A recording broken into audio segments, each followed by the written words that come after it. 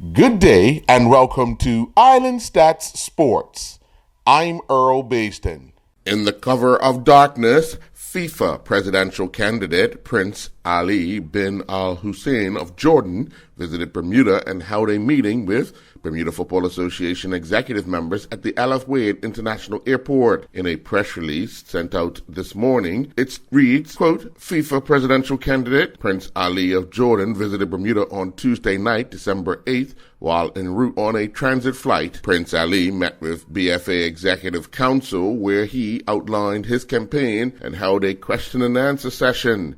Patricia Gordon-Pempton, Minister of Community, Culture, and Sport, was on hand to greet Prince Ali on behalf of the people of Bermuda. Prince Ali was famously defeated by Sepp Blatter during the last FIFA presidential elections, 2 days after leading officials were arrested and charged with corruption and bribery. The FIFA elections were overseen by Bermuda Football Association President Larry Mussenden. It was during the elections Blatter needed a two-thirds majority to win during the first round, where 206 valid votes were cast. Blatter received 65% of the votes, forcing a second round of voting. Prince Ali withdrew from the race before the second vote could be conducted, and minutes later Blatter took to the stage to great applause.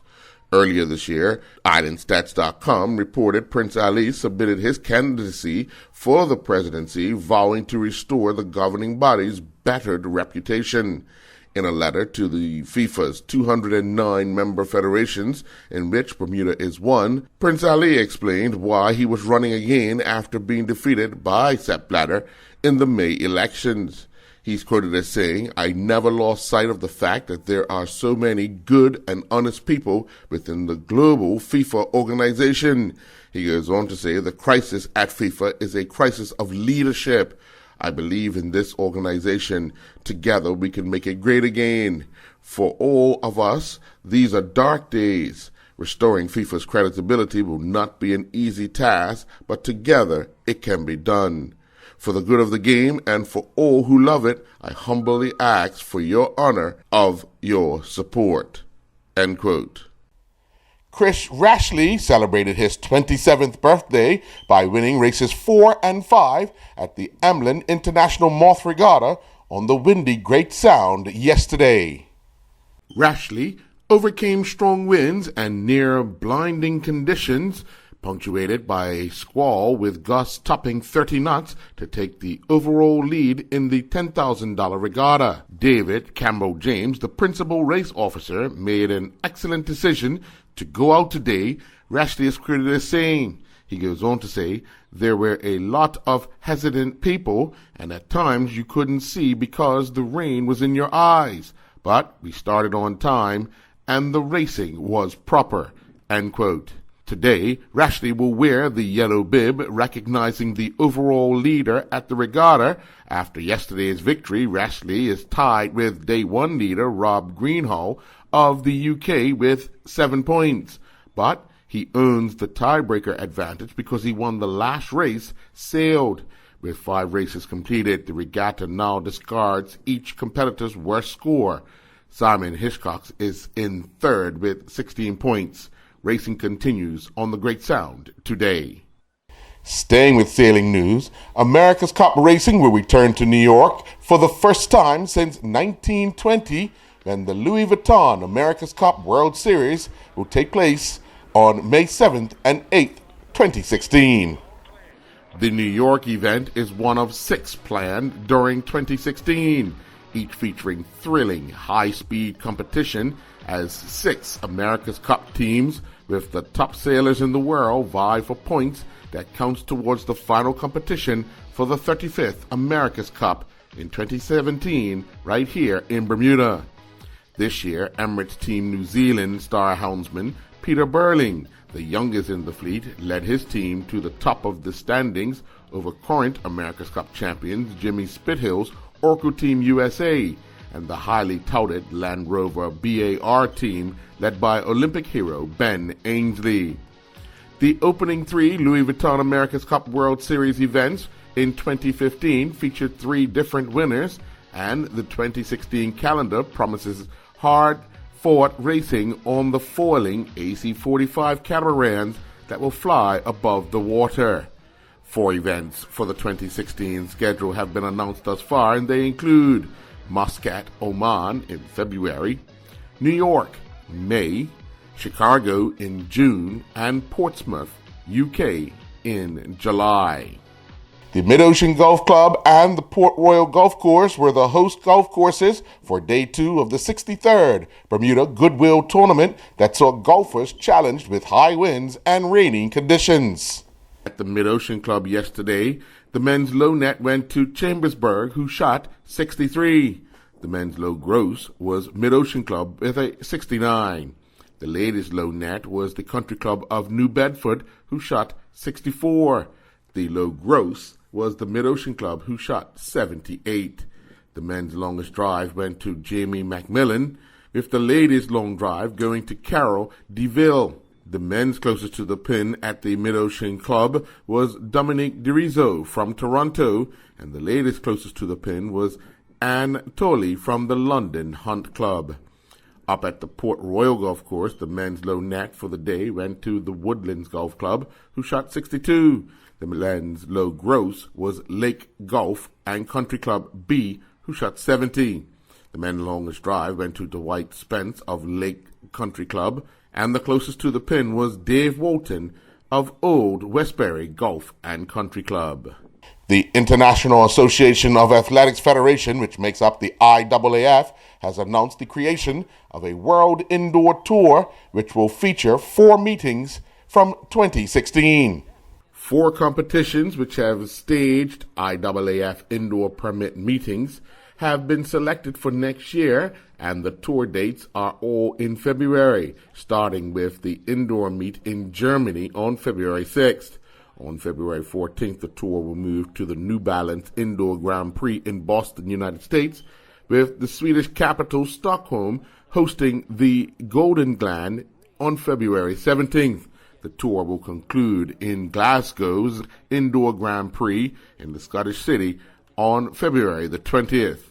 All the meetings will feature a minimum of 12 events, with a core group of 5 or 6 divided across a 2-year period. In 2016, the men's 60-meter, 800-meter, 3,000 and 5,000-meter pole vault, triple jump, and shot put will be held, while the women will compete in the 400, 1,500, 60-meter hurdles, high jump, and long jump. In events that will be staged in 2017, it'll be the 400, 1,500, 60 meters hurdles, high jump, and long jump for the men, and the 60-meter, 800-meter, 3,000 or 5,000-meter pole vault, triple jump, and shot put for the women. Like the outdoor Diamond League circuit, a point system and prize money will be part of the tour, with the individual winner of each event set to pocket $20,000. Over a week ago, Islandstats.com reported that Deval Whaley had selected the University of Georgia as his selection for college. We then reported Whaley's reaction to the University of Georgia's coach, Mark Rich, firing. After the firing of the coach from Georgia and his subsequent hiring by the Miami Hurricanes, there was much talk of players committing to Rich's program at Georgia becoming targets or prospects for Miami. Whaley, from Beaumont Central High School, announced late Monday night that he is decommitting from Georgia. Whaley tweeted, quote, "I would first like to thank the University of Georgia for recruiting me. This has been a blessing to be offered a scholarship from Georgia, but I am officially decommitting from the University of Georgia as of today." End quote. Jair Parford-Williams and his West Ham United Development Squad teammates have picked up their 5th consecutive win following a 2-1 win over West Bromwich Albion. Parford-Williams was involved in the action as early as the 8th minute when his looping header was calmly collected by the West Bromwich Albion goalkeeper Jack Rose following a corner. In the 14th minute, an in-swinging corner was narrowly headed wide by Parford-Williams at the near post as West Ham continued to build the pressure. Another excellent passing move in the 31st minute saw nearly the entire West Ham team involved that ended when Parfitt Williams was fouled as he rounded his defender. More great work from Parfitt Williams in the 43rd minute allowed a teammate a yard of space, and his shot forced Rose into a great save. The final chance of the first half saw Parfitt Williams bear down on goal, laying it off for an overlapping defender whose cross was deflected out for a corner.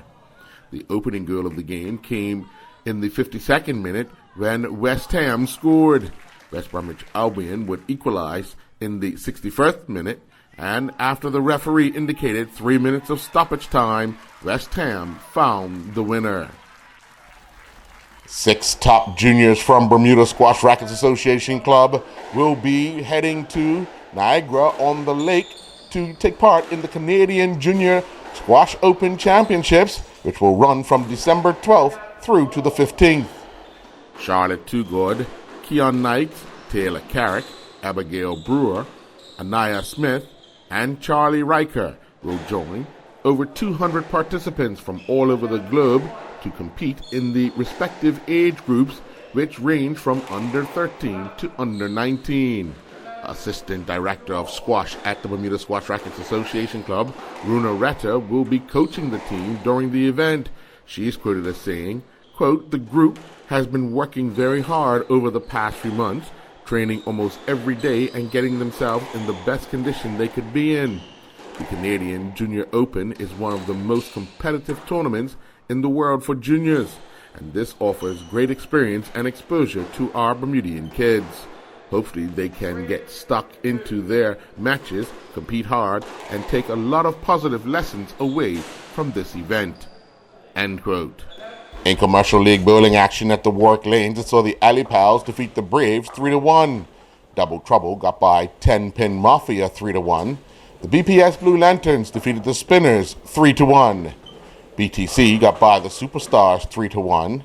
And Live Wires defeated Sweet Life 3-1. The women's high scratch game was won by Terry Lynn Jones, who bowled a 202. Sarah Birch bowled a 200, and Denise Simmons bowled a 180. The men's high scratch game went to Ansup Smith, who bowled a 234. Cal Waldron bowled a 214, and Wendell Smith bowled a 205.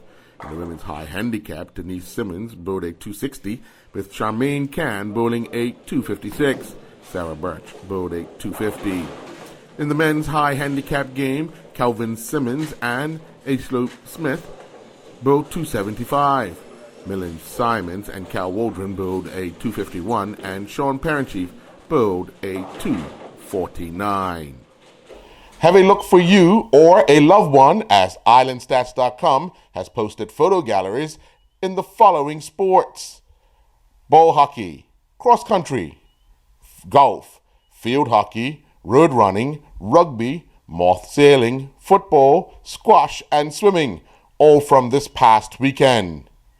Thank you for joining. I'm Earl Beeston with Island Stats Sports. Do have a great day.